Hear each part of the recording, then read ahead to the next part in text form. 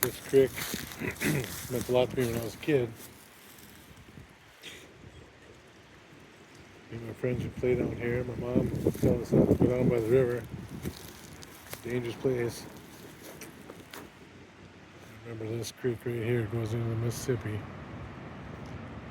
When the refugees from Laos came in to town, or into the country, we welcomed them. The church sponsored them.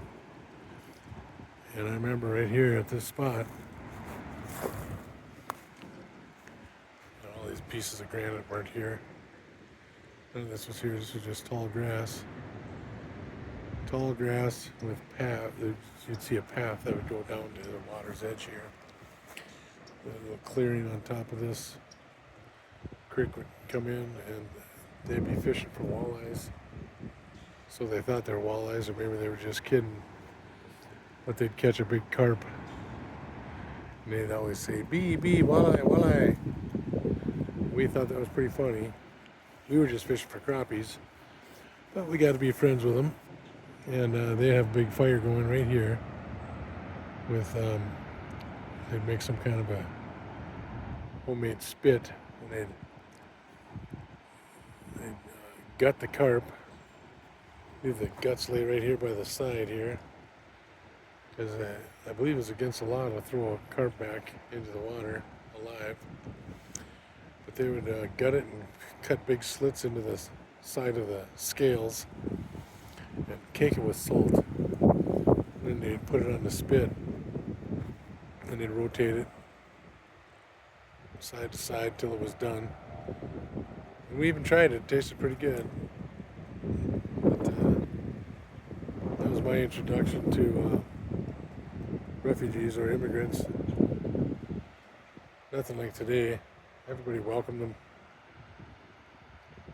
We like learning from their culture, learning about their culture.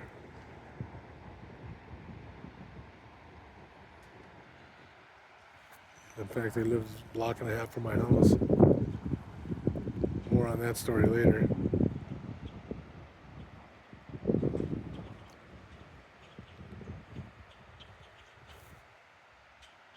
Yeah, 1975 is when they came in, so it was about 1976 I'm talking about.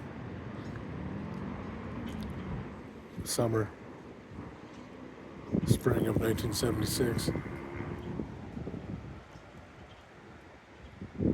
Mom told us never to go down by the river. We spent most of our time down by the river. See, that's what we did. We never had cell phones. Never had cell phones. My mom fed us lunch. We got done eating, and we headed out the door. Whether we were 8 years old, 9, 10, 12, 15 years old, it didn't matter. When we were done eating, we were gone. We weren't back until supper time. Supper time, same thing happened. We were done eating, we were gone. We were home when the streetlights came on. That was the way it was. We learned all kinds of stuff to be independent. Risk assessment. We couldn't afford to get injured. Because if we got injured, that meant we had to stay home. So we were careful. And if we, God forbid, had some kind of open wound, we hid it from our mom and dad. We took care of it ourselves because we did not want them to find out we were injured, or else we'd have to stay home.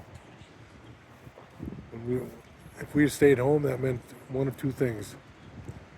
We got in trouble, or we were injured. Other than that, we were gone. We were free. We never had video games to entertain us. We had creeks like this and rivers like that. If you want to hear more videos like this, I'll make more videos. because I got at least 100 more stories about this stretch of river. If you like this story, I'll tell you more about the 70s and 80s, 90s. Leave a like and a comment. Tell me what you want to hear. And I'll tell you what, I'll deliver. See all these houses back there? They were never there when I was a kid. Just more field, more woods. Now they got condominiums, patio homes they call them. If you're rich enough to have one, or rent one, or own one, I don't even know. Now everybody's down here, taking it easy, kicking back. Back in the 80s, this is all woods, and we were drinking beer. Had a lot of fun down here.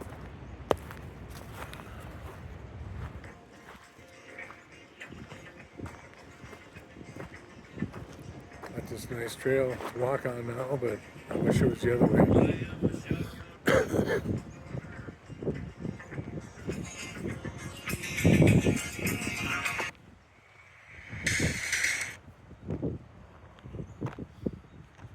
Oh boy, I'll go home, but I'll tell more stories later. There's my Suzuki. I rode down here. 80 degrees out, nicest day of the year so far. I took the doors off. It's fun to drive around. Nice and hot.